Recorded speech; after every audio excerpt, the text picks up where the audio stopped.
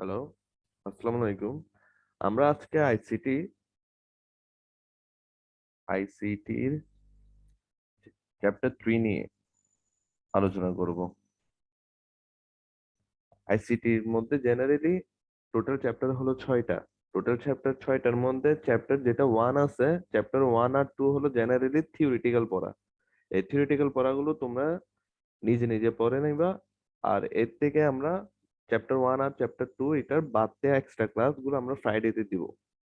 আজকে আমরা চ্যাপ্টার 3 তে সাধারণত চ্যাপ্টার 3 কে দুই ভাগে ভাগ করে, বোর্ড কোয়েশ্চেন সিস্টেম অনুসারে চ্যাপ্টার 3 কে দুই ভাগে ভাগ করে একটা পদ্ধতি জায়গা যে সংখ্যা পদ্ধতি, আর একটা পদ্ধতিতে চলে যায় তা হলো লজিক গেট। একটা চলে আসে সংখ্যা পদ্ধতির মধ্যে আর একটা চলে আসে লজিক গেটের মধ্যে। এখন এখানের মধ্যে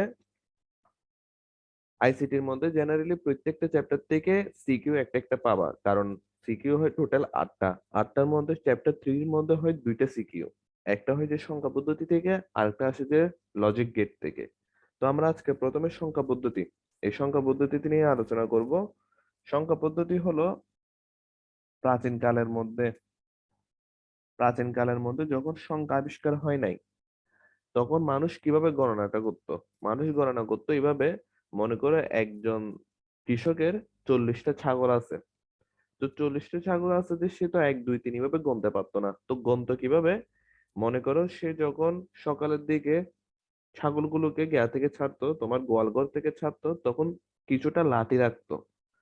তো একটা ছাগল পার হয়েছে, একটা লাঠি ডান দিক থেকে সরাইয়ে বাম দিকে রাখতো। আরেকটা ছাগল বের হয়েছে, আবার একটা লাঠি ডান দিক থেকে সরাইয়ে বাম দিকে রাখতো। এভাবে রাখতে রাখতে সবগুলো লাঠি একদিকে নিয়ে আনতো। যখন ছাগলগুলো আবার বিকেল বেলা তোমার বাইরে থেকে আবার গোয়াল ঘরে আসবে, তখন ঠিক সেম একটা ছাগল ঢুকলে আর একটা লাঠি বাম বাম দিক থেকে ডান দিকে রাখতো। এভাবে রাখতে রাখতে যদি সমস্ত লাঠি যদি আবার এদিকে চলে আসে, তাহলে বুঝতো যে তোমার ছাগল সবগুলো আসছে। যদি না হতো, তাহলে বোঝা যেত যে একটা ছাগল হতে পারে হারিয়ে গেছে অথবা বাঘে খেয়ে ফেলছে। অর্থাৎ প্রাচীনকালের সংখ্যা পদ্ধতি অর্থাৎ গণনা সিস্টেম ছিল এইভাবে। কিন্তু বর্তমানে এসে আমরা সাধারণত সংখ্যা পদ্ধতির মধ্যে 4 ভাগে ভাগ করব। একটা হলো দশমিক, আর একটা হলো বাইনারি, আর একটা হলো অক্টাল, আর একটা হলো হেক্সাডেসিমাল। এই চারটার মধ্যে দশমিক সংখ্যাটা আমরা সাধারণত ম্যাথমেটিকের জন্য ইউজ করে থাকি। যেমন আমরা যদি বলি 0 1 2 3 4 5 6 থেকে 9 পর্যন্ত, 0 থেকে 9 পর্যন্ত সংখ্যা পদ্ধতিটা হলো দশমিক সংখ্যা পদ্ধতির মধ্যে। আর বাইনারি হলো, বাই শব্দের অর্থ হলো দুই, অর্থাৎ বাইনারির মধ্যে সংখ্যা পদ্ধতি হলো দুইটা, একটা হলো 0 আর একটা হলো 1। অর্থাৎ এটা বাইনারি সংখ্যা পদ্ধতি ইউজ করার জন্য পুরো সবগুলো দুনিয়ার মধ্যে যত ধরনের সংখ্যা থাকবে সবগুলোকে দুইটা সংখ্যার মাধ্যমে প্রকাশ করবে, ওটা হলো 0 এবং 1। আর অক্টাল মানে 8, অক্টালের মধ্যে প্রকাশ করবে 0 থেকে 1 2 3 7 পর্যন্ত। 0 1 2 3 4 5 6 7 পর্যন্ত, এটা হলো অক্টাল, অর্থাৎ টোটাল 8টা। আর হেক্সার মধ্যে হবে টোটাল 16টা। তো এখানের মধ্যে 0 থেকে 9 পর্যন্ত হবে 10কে হেক্সার মধ্যে বলা হয় এ, 11কে বলা হয় বি, 12কে বলা হয় সি, 13কে বলা হয় ডি, 14কে বলা হয় ই, আর 15কে বলা হয় এফ। অর্থাৎ এভাবে সংখ্যা পদ্ধতিটাকে হেক্সার মধ্যে প্রকাশ করা হয়। এখন এখানের মধ্যে মেইন তোমাদের পড়ার যে সিস্টেম হলো তা হলো রূপান্তরের ক্ষেত্রে। মনে করো প্রশ্নের মধ্যে দশমিক সংখ্যা দিয়ে দিবে, বলবে যে এটাকে বাইনারিতে প্রকাশ করো অথবা অক্টালে প্রকাশ করো অথবা হেক্সে প্রকাশ করো।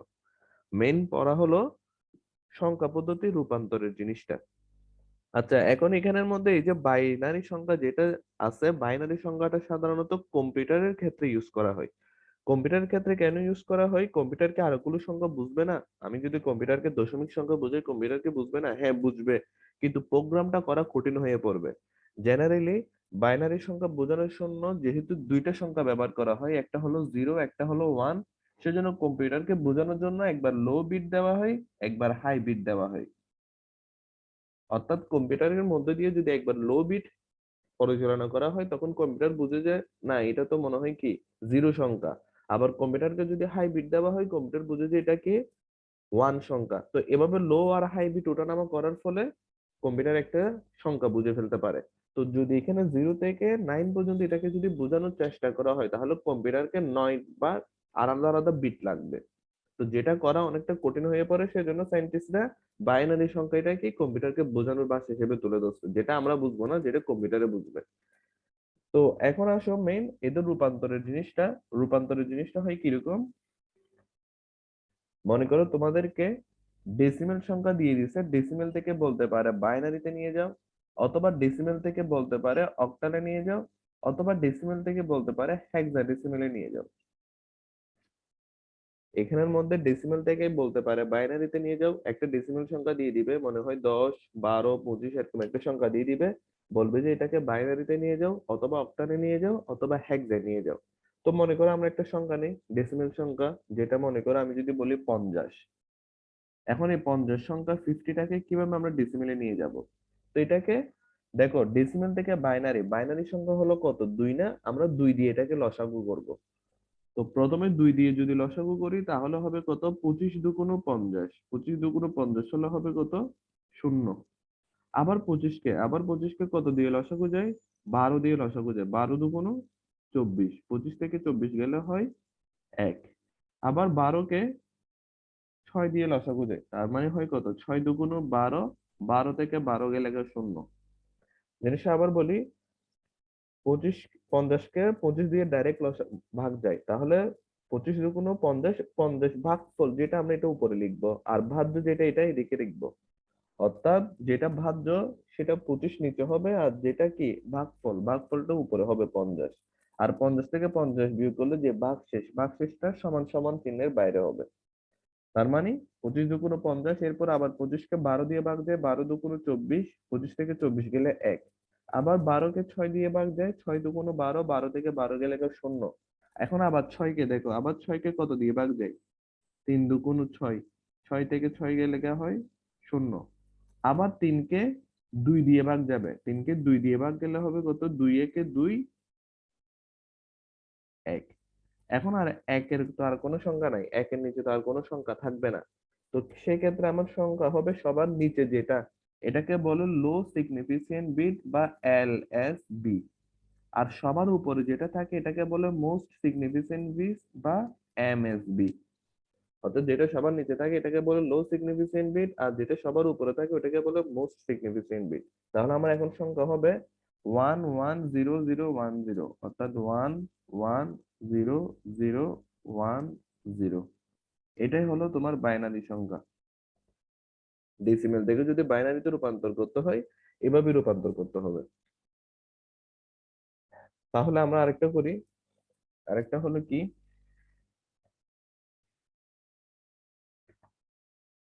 মনে করো আমরা 40 লিখলাম, আচ্ছা আর একটু ছোট থেকে দিই, মনে হয় আমরা 12 লিখলাম, 12। এই 12 সংখ্যাটা দশমিক বাইনারিতে কত হবে? তো 12 সংখ্যাটা বাইনারিতে রূপান্তর করতে হলে আমাদের লিখতে হবে এই 12, 12কে যদি আমরা 6 দিয়ে ভাগ দিই তাহলে হবে কত, 6 দুগুণ 12, 12 থেকে 12 গেলে হয় 0। আবার 6কে যদি আমরা 3 দিয়ে ভাগ করি তাহলে হবে কত, 3 দুগুণ 6, 6 থেকে 6 গেলে 0। আবার 3কে যদি আমরা 2 দিয়ে ভাগ করি তাহলে হবে কত, মানে 1 দিয়ে ভাগ করলে 2 একে 2, 3 থেকে 2 গেলে 1। তাহলে আমার সংখ্যা হবে 1100। এটাই হচ্ছে তোমার 12 এর বাইনারি সংখ্যা। 12 এর বাইনারি সংখ্যা হলো তাহলে কোনটা, এই 1100। তার মানে তোমরা এখন একটা করে ফেলো তো, মনে করো তোমরা 40টার বাইনারি সংখ্যা বের করো, 40, 40-এর বাইনারি সংখ্যা কত হয় একটু দেখো।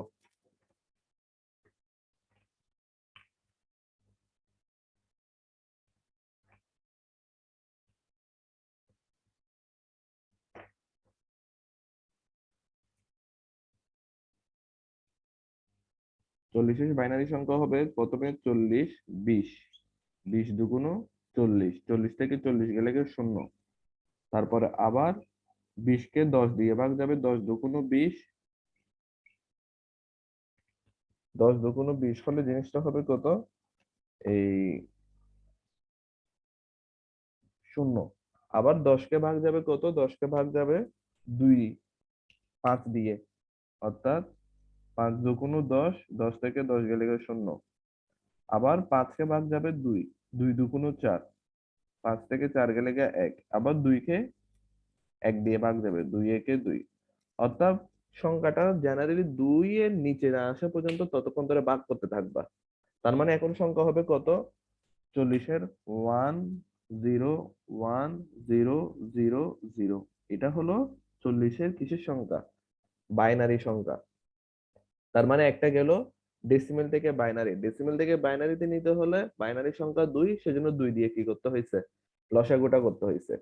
এখন আসো ডেসিমেল থেকে অক্টা, ডেসিমেল থেকে অক্টালে নিয়ে যেতে হলে কি করতে হবে, ঠিক সেম কোন একটা সংখ্যা যদি এখন আমরা বলি ডেসিমেল, মনে করে এই যে 50 যেটা করলাম, এটাও একটা কি ডেসিমেল সংখ্যা, তাহলে 50 কে করি। এখন 50 কে করতে হলে কত দিয়ে ভাগ করতে হবে, এটা হচ্ছে কথা। অক্টাল, অক্টাল সংখ্যা হলো কয়টা, টোটাল 8টা। তো 8টা হলে 50 কে যদি আমরা কি দিয়ে ভাগ করি, 8 দিয়ে ভাগ করি, প্রথমে হবে কত 8। তো 8 দিয়ে ভাগ করলে কত হয়, 8 এর নামাতা পড়লে 8 8 64, এই 7 8 56, 5 8 এই 5 8 কত, 8 × 5 = 40। আচ্ছা, তাহলে 8 × 6 হলো 48, 6 দিয়ে যাবে। তার মানে আমরা 6 8 48, 50 থেকে 48 গেলে হবে কত, 2। তার মানে কি 6 দিয়ে দিতে পারছি। এখন কথা হচ্ছে যে 6 দিয়ে কি আবার 8 ভাগ যাবে না, কিন্তু কথা হচ্ছে যে 6 দিয়ে তো 8 ভাগ যাবে না, কারণ 8 এর নিচে হলো 6। এখানের মধ্যে যেরকম 2 এর নিচে 1 ছিল সেজন্য আর ভাগ দিতে পারি নাই, ঠিক সেম 6 8 এর নিচে, তাহলে আর ভাগ দেওয়া যাবে না, তাহলে আমাদের সংখ্যা হবে নিচে, এটা হলো লো সিগনিফিকেন্ট বিট, উপরেটা হলো এমএসবি মানে মোস্ট সিগনিফিকেন্ট বিট। তাহলে আমার সংখ্যা হবে 50 এর বাইনারি অক্টাল সংখ্যা 62। তার মানে 50 এর অক্টাল সংখ্যা হলো কি 62। এটার লাস্টে লিখলাম ও, মানে ও দিয়ে বোঝাচ্ছে যে এটা অক্টাল সংখ্যা।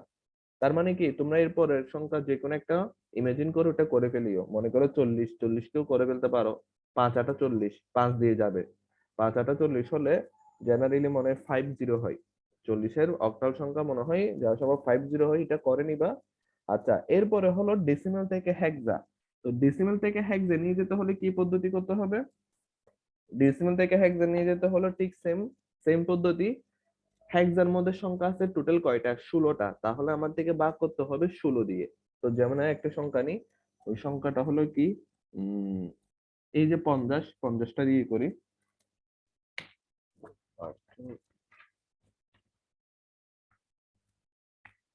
50, 50কে যদি আমরা 16 দিয়ে ভাগ করি, তাহলে প্রথমে আসো 16, 16 দুগুণ 32, 3 16 কত, 3 16 হলো 48, তার মানে সর্বোচ্চ 3 দিয়ে যাবে। তাহলে 3 দিয়ে দিলে হবে কত, 48। 50 থেকে 48 গেলে যা হয় 2, তার মানে আমার 50-এর হেক্সাডেসিমাল সংখ্যা হলো 32H। এটা হলো 50-এর হেক্সাডেসিমাল সংখ্যা। তো এখন একটু বড় থেকে নিই, বড় থেকে বলতে মনে করে 120। তাহলে 120 কে যদি আমরা কি করি, 120 কে যদি আমরা 16 দিয়ে ভাগ করি তাহলে কত দিয়ে যাবে, মনে করে আমরা যদি 16 × 8 দিই তাহলে হবে 128, বেশি হচ্ছে, তাহলে 16 × 7 112। তার মানে নিচে হবে 7, উপরে হবে 112। 120 থেকে 112 চলে গেলে হয় কত, 120 থেকে 112 হয়ে গেলে অবশ্যই হয় 8। তার মানে আমার এটার সংখ্যা হবে কত, 78H। এটা হলো 120-এর হেক্সাডেসিমালের সংখ্যা, মানে কত, 78। এখানে 7 কে তো আর ভাগ দিতে পারবো না, কারণ 7টা তো 16 থেকে ছোট, এই কারণে। মানে যে সংখ্যাটা দিয়ে ভাগ করবো এটা যদি ওটা থেকে ছোট চলে আসে তাহলে আর ভাগ দেওয়া যাবে না, ওইখান থেকে স্টপ করে দিতে হবে। আচ্ছা, তার মানে এখন নিজে নিজে একটা করে ফেলতে পারো। এই মনে করে একটা সংখ্যা একটা নাও, সংখ্যা একটা কি নিবা, মনে করো যদি বলি 90, 90। 90 কে যদি আমরা কত দিয়ে ভাগ করি, 16, 16 দুগুণ 32, 3 16 48, 5 16, 6 16 দিলে হবে 96, তাহলে 5 16 যাবে, 5 16 দিলে হবে 80। আচ্ছা, তাহলে আমরা এখানে দিলাম 5, এদিকে দিলাম 80, 90 থেকে 80 গেলে গা হয় 10। তার মানে আমার এখন সংখ্যা হবে কোনটা? 5, 10। কিন্তু এখানে কথা হচ্ছে 10 কে 10 লেখা যাবে না, কারণ আমরা ওই হেক্সার মধ্যে দেখলাম না 10 কে হেক্সার মধ্যে ইমেজিন করে এ দিয়ে, তাহলে 10 হবে, এটার আনসার হবে এ। তার মানে সংখ্যাটা হবে 5 এ। এটা একটু কি ব্যতিক্রম মনে হচ্ছে? ব্যতিক্রম মনে হচ্ছে বলতে ওই সংখ্যাকে হেক্সার মধ্যে 10 কে এ বলে, 11 কে বি বলে, 12 কে সি বলে, এরপরে ডি, ই, এফ, অর্থাৎ 10-এর পর 15 পর্যন্ত সংখ্যাগুলোকে এ বি সি ডি দিয়ে প্রকাশ করে। তো এটার কারণে আমরা এখানের মধ্যে যদি কোনো একটা সংখ্যা যদি কি হয় 10 বা এই 10 থেকে 15 এর মধ্যে থাকে, তখন ওই সংখ্যাগুলোকে এ বি সি দিয়ে নাম দিবা। মানে একত্রে থাকলে, আবার এটা না যে আমি মনে করো এই 3-এর সাথে 2 একত্রে নাম দিয়ে দিলে অন্য একটা অক্ষর দিলাম, এরকম না, আলাদা আলাদা আলাদা আলাদা যদি কোন একটা সংখ্যা যদি কি হয় 10 থেকে 15 এর মধ্যে থাকে, তখন ওই সংখ্যাটাকে A B C D E F পর্যন্ত নাম দিবা। আচ্ছা, তাহলে আমি ক্লাসটা আবার রিভিউ করতেছি। সংখ্যা পদ্ধতির মেইন যেটা সিকিউ আসবে বোর্ড পরীক্ষায়, ওটা হলো সংখ্যা পদ্ধতির রূপান্তর। এখন রূপান্তরের মধ্যে দুইটা ক্যাটাগরি ভাগ আছে। আমরা আজকে যেটা দেখাইলাম এটা হলো গ্রুপ 1 ক্যাটাগরি। গ্রুপ 1 ক্যাটাগরির মধ্যে কি হবে? গ্রুপ 1 ক্যাটাগরির মধ্যে যা সংখ্যাগুলোকে ডেসিমেল, সব সংখ্যা ডেসিমেল, ডেসিমেল থেকে বাইনারি, ডেসিমেল থেকে অক্টাল, ডেসিমেল থেকে হেক্সা। ডেসিমেল থেকে বাইনারিতে নিয়ে যেতে হলে লসাগু করবা, কত দিয়ে লসাগু করবা? যেহেতু বাইনারি মানে 2, 2 দিয়ে লসাগু করবা। ডেসিমেল থেকে অক্টা, যেহেতু লসাগু করবা কত? 8 দিয়ে, কারণ অক্টা মানে 8। ডেসিমেল থেকে হেক্সা, লসাগু করবা কত? হেক্সা মানে 16 আছে, তাই 16 দিয়ে লসাগু করবা। 16 দিয়ে লসাগু করলে যেটা সবার নিচে থাকবে সেটা বলে লো সিগনিফিকেন্ট বিট, যেটা সবার উপরে থাকে ওটাকে বলে মোস্ট সিগনিফিকেন্ট বিট। তারপরে আমরা নেক্সট যে ক্লাসের মধ্যে আলোচনা করব এটা হলো উল্টা প্রসেস। উল্টা প্রসেস মানে এরপরের লাইনে অ্যাপ্লাই হবে বাইনারি থেকে ডেসিমেল, অক্টাল থেকে ডেসিমেল, হেক্সা থেকে ডেসিমেল, যেটা গ্রুপ 2 এর সংখ্যা পদ্ধতি। আচ্ছা, আজকে ক্লাস এতটুকুই পর্যন্ত। সবাই ভালো থাকে। আসসালামু আলাইকুম।